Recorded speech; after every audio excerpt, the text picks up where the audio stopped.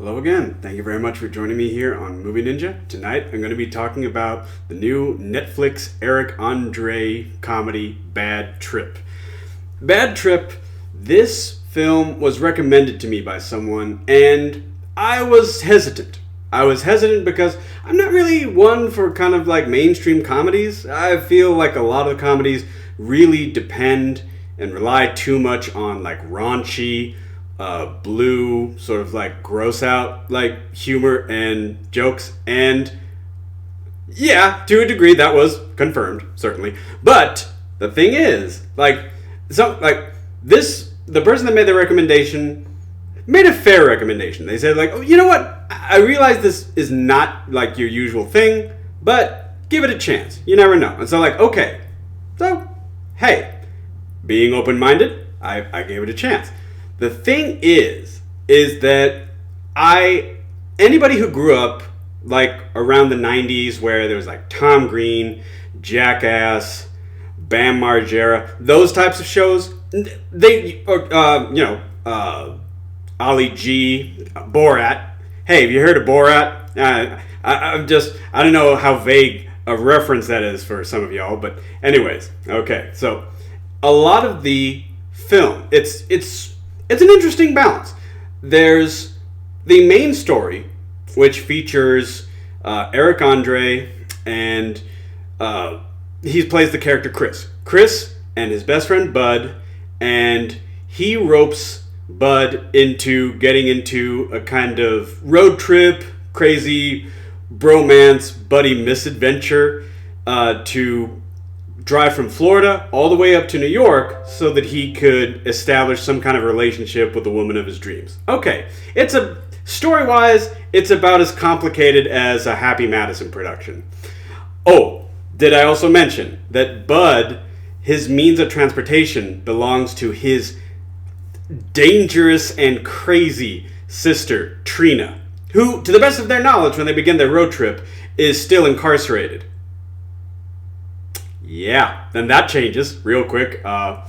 Okay, so we have Trina as our main antagonist. So as Chris and Bud make their way from Florida to New York, right at their heels, even though they don't initially realize it, there's Trina, and she is hunting them down because they took from her most prized possession in the world, and that is her hot pink Crown Victoria.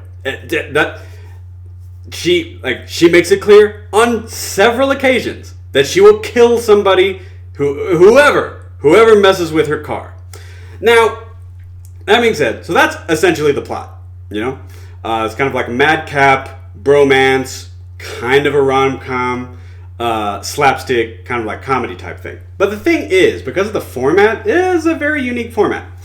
Because of the format being that this is definitely an Eric Andre vehicle, anyone familiar with Eric Andre or the Adult Swim Eric Andre show should know that he depends a lot on spontaneous physical comedy. In other words, he'll do something that endangers himself. He'll throw himself into a breakaway wall, or he'll throw himself off of a balcony. Yeah, they take stunt preparations into consideration, but a lot of the humor is meant to shock the immediate observer and, hey, make us all laugh because of Schadenfreude, So, there's a number of skits in here, and I'm going to be honest, and the person that recommended this to me was honest. He said, yeah, there's some raunchy humor, there's some gross humor, and to be honest, I'm not into that. That's not really, no. Like,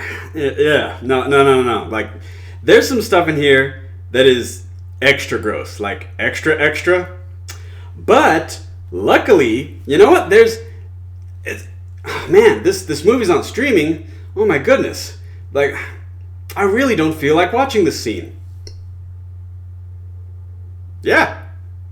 Just use one of these. Yeah, just fast forward through parts that you don't feel like seeing. Wonderful invention, really. And so, something that comes across on a number of these, like, candid camera, sort of, impractical Joker, like, skits, some of these scenes, these scenarios, is, surprisingly, they're very positive. Like, Eric Andre does some really, like, his character Chris does some really stupid stuff, and understandably, it gets him into some trouble. But along the way, while they're having all these road trip misadventures, aka set up, scenarios for unwitting participants, there's a lot of positivity. Much more positivity than I was really expecting. Now, before I actually give my rating of the film, I just want to put something out here, because this is a very unique film in that, like, there's so many different parts where that positivity shines through. And I made a list. That's just it. I'm gonna read them out. I made a top 10. I wasn't intending for a top 10. I just started writing a bunch of these out, and then it's like, when I was like numbering them, I was like, oh, hey, 10, convenient. So, the top 10 skits, or sketches, or whatever you want to call them, in the film Bad Trip. I'm going to start at number 10. Museum Rejection.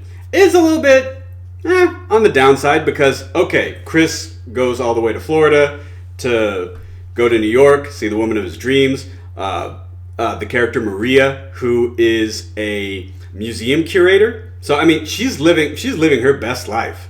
And out of the blue, this guy that she kind of knew in high school kind of pops up out of nowhere, and then he makes this big, hey, I want to start my life with you.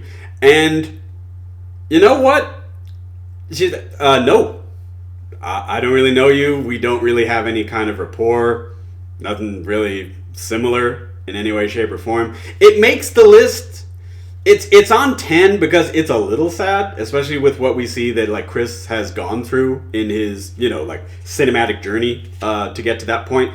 So it's a little sad, but at the same time, it's still really positive because, oh, okay, this guy that I don't know made this grand gesture and just automatically assumes that he deserves a relationship.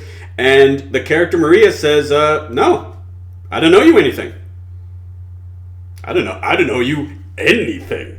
So that is still a positive. Okay? Hey, real life, okay? Just because you do some grand gesture doesn't mean that someone owes you something. So, I mean, it still makes the list. It's not at the bottom necessarily because of anything bad. It's a little bit kind of a down, but I also think if it was too saccharine, if it was too sweet, that would also cause some problems. But anyways, Museum Rejection.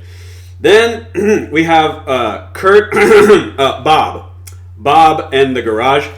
Eventually, Trina breaks herself out of prison. And, well, what is the first thing she's going to go for? She's going to go for her most treasured possession, of course. She's going to go for her car. And when she goes to pick it up, and she's told that, her younger brother, Bud, has absconded with it. He's left town. He's made trails with her car. She starts busting stuff up. And the thing is, like, the guy at the front desk, and you realize, once again, this humor is supposed to be exaggerated and outrageous to elicit the strongest response from the unwitting participants. The thing is, like, Bob has seen some stuff. Okay, so you throw some change jar off the desk. Okay, you bust through a traffic partition, with your bare hands, which shouldn't seem as easy as you're able to do, Trina.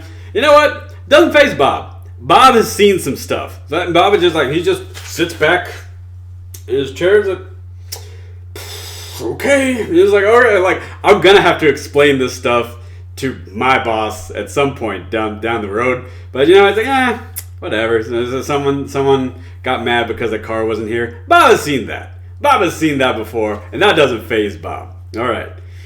Number 8, Electric Cowboy.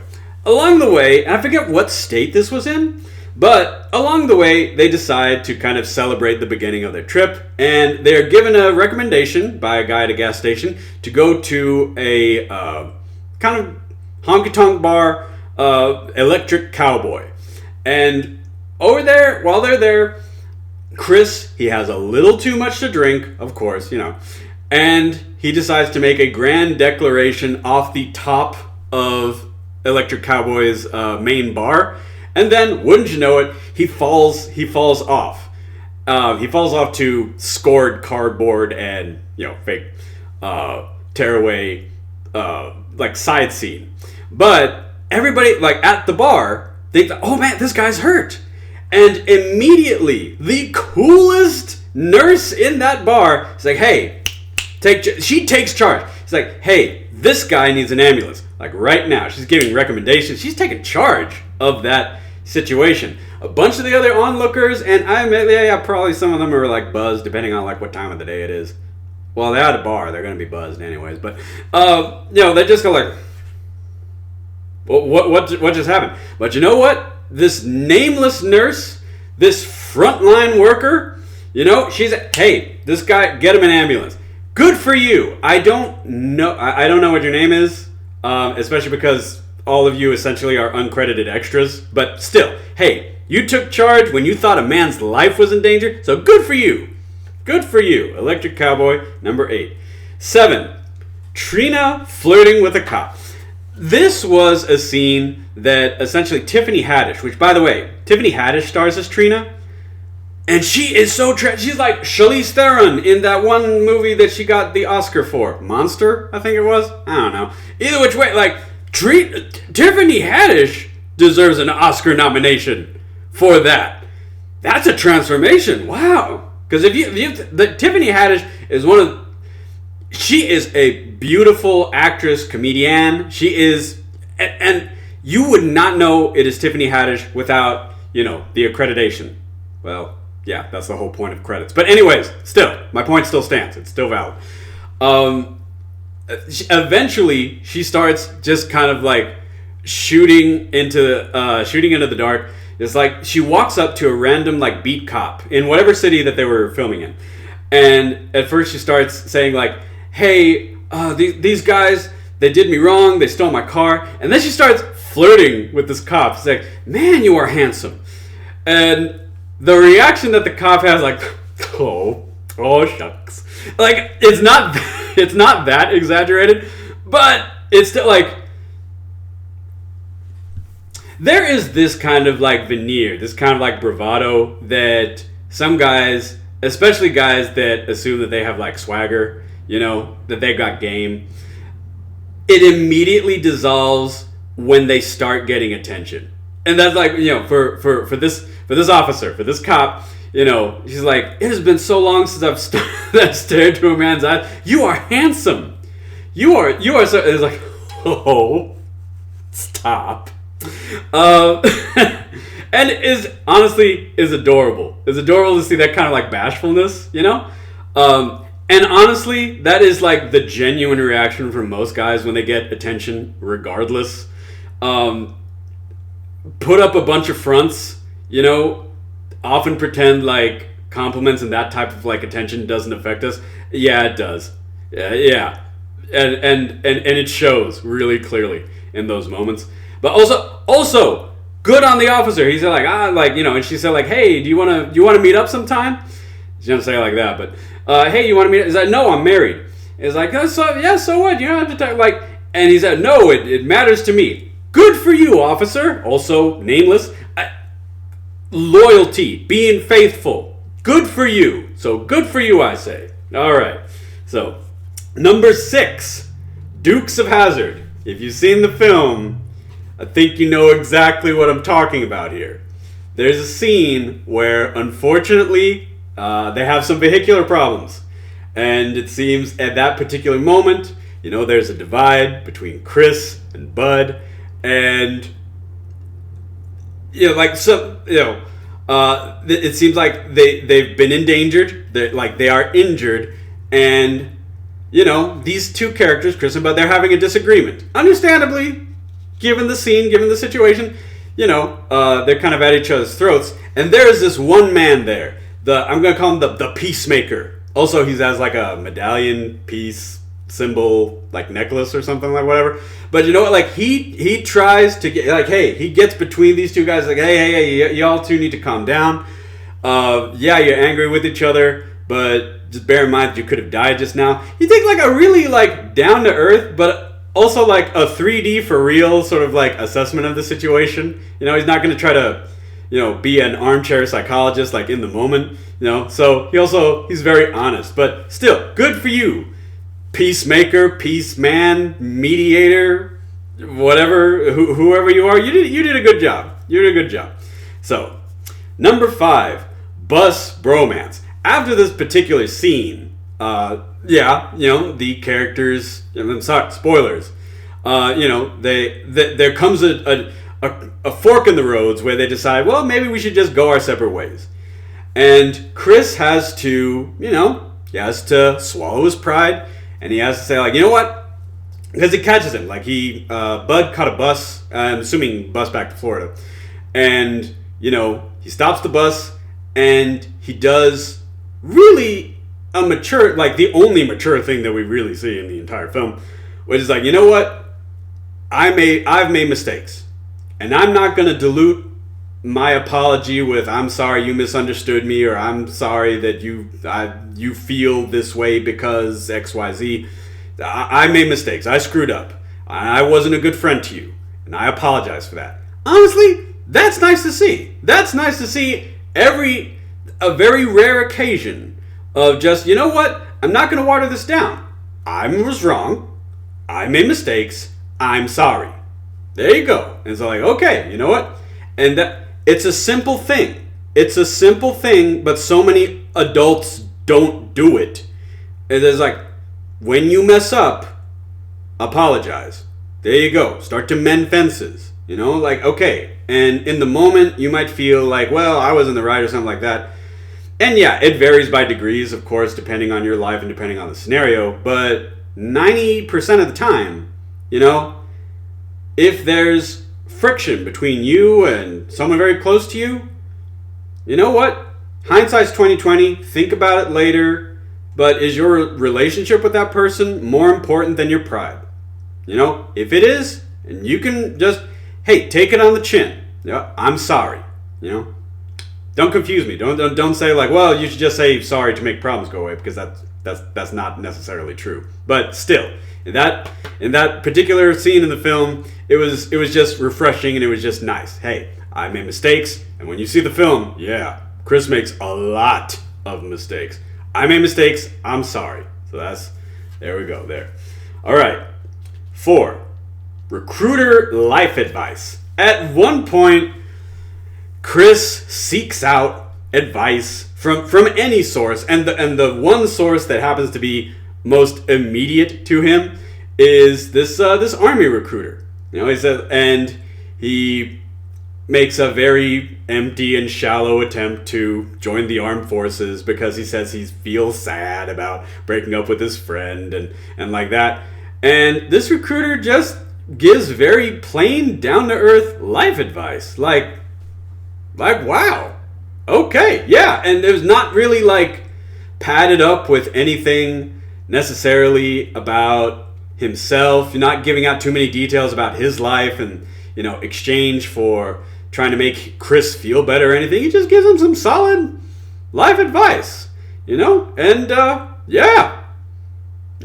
salute you. Like, I also come from a military family, so I mean, like, it's, like, you don't often see that kind of down-to-earth sort of like mentality, portrayed for the armed forces very often. But it was nice to see that. It was nice to see this man who could have just very, very easily, just been very impatient. It would have been understandable for him to be very impatient and just tell Chris, you need to take that somewhere else. But no, he reached out to him and he said, like, hey, you know what? This is my advice. So, and yeah, of course the movie has to like move forward anyways, but it was still nice to see this human being try to help out a fellow human being. It was nice. So, 3, Trina at the diner. Now, Trina, ooh, okay, at one point, she is just a hair away from catching up with Chris and Bud and wreaking horrible vengeance upon them for stealing her most prized possession. And she puts up flyers in a diner somewhere, I believe it's in Jersey. And, just being so extra, being so over the top, yeah, I'm going to get these guys, I'm going to kill them, and all this other, like, stuff. And the diners, after she leaves, Chris and Bud wouldn't you know? Chris and Bud step into the diner, and and they just take a brief assessment of the danger that they are in because Trina is right at their heels. And this scene probably made me laugh the most. It was really there was one person that actually got a name. We got a name for this woman, Jackie. And Jackie was so real and over the top. Jackie, you know what, Jackie? You were told that you talk too much. You talk just enough, Jackie. You made me laugh. Thank you. Today wasn't a terrible day. It was kind of a hard day. Thank you, Jackie. Thank you, Jackie, for making me laugh. That was Trina in the diner. Okay, number 2. Almost at the top here. I realize this is a bit of a longer video, but still. All right. Number 2. Chris and Trina hanging out on the roof. If you know what I'm talking about, then this was a scene this was a dire circumstance. In the context of the film. This was a dire circumstance, and it was just nice to see people trying to help out Chris, this man they don't know, and just try to help him just survive the situation. I'm not going to say too much more than that because otherwise it's giving up too much away, but still. All right. And the number one moment in my top 10, bad trip moments was he saw a girl today. Eric Andre sets up the scene pretending to improvise a musical number at a mall somewhere. Which, wow, malls. I remember those. Anyways, at a mall somewhere, and he has some musically inclined extras that look like they kind of just got off their shift at Jamba Juice or something. And it's just a spontaneous musical moment. And it's the reaction from the crowd, at the mall, is more of just confusion. Understandable confusion, but I don't know. I've kind of always wanted that to be around when something like that happens. To be honest, I'm going to be honest with y'all, to kind of join in. I'm musically inclined, and I just think it would be really neat to just have something like that just immediately happen. You're just out, out and about for an afternoon, just kind of having a nice day, and then a musical happens. I know that it would freak some people out. It freaks out several people in that one particular scene. But but I thought that was neat. I thought that was the neatest, one of the most positive moments. Just just have Chris prance and sing around the mall, and then all these other extras kind of join in, and the crowd seemed to the people that were they picked up. They were in on it at a certain point. Okay, so this is what's happening. And they were having fun. So it's fairly harmless. So now, because if you've gotten this far in the video, well, Movie Ninja, what is your score for Bad Trip? Okay. Taking the type of humor into consideration, once again, I was given forewarning. And if you're given forewarning about what kind of humor that you're getting involved with, it takes a little bit of the sting out if you're not into raunchy, gross humor. That being said, I still can't really compromise my honest feelings about it. Just because, once again, I had to fast forward through quite a number of parts just because they were just no. They were kind of wrong. By my standard, by my taste. And so, okay, Bad Trip gets a final score of a respectable 6 out of 10. I think as long as you know that that's what you're getting into, that, it'll lose some of its kind of negative impact, which for me, it did. Okay, if I didn't know in advance, oh, by the way, there's raunchy, gross, humor in this, it probably would have really soured me, but I was given advance warning. So, okay, I kind of knew what to expect. And once again, when it just gets really too much, yeah, just okay, you don't have to see stuff that you don't want to see, so, hey, go for it. But, anyways, and I also understand, for this type of, Tom Green, Jackass, that type of, humor, you need to set up outrageous situations, once again, to get the biggest response from people that don't realize, that they're having a candid camera moment, essentially. So I understand why that particular kind of like comedy like works for a lot. There was just a lot of moments that were like way too much for me. But still, that's my review. Those are my top 10. I wasn't expecting to do a top 10, but I figured why not, you know? I ended up enjoying it a lot more than I thought I would. And by the way, 6 out of 10 is really respectable, because that rating is to signify that a majority of people that see this, you know, that should see it, this is not a generalization, not by any means, better than most Happy Madison productions, I have to say. Still, for most people, this will be enjoyable. This will make you laugh. You'll have a good time watching it. So, thank you very much. If you lasted until this mark, you are a champ. Thank you so much for tuning in. Appreciate it. If you like the review, like it. If you would like to see some to help my channel grow, and you would like to see like more videos, please help the channel grow by subscribing. Thank you very much for joining me here on Movie Ninja, and I hope you have a good rest of the day.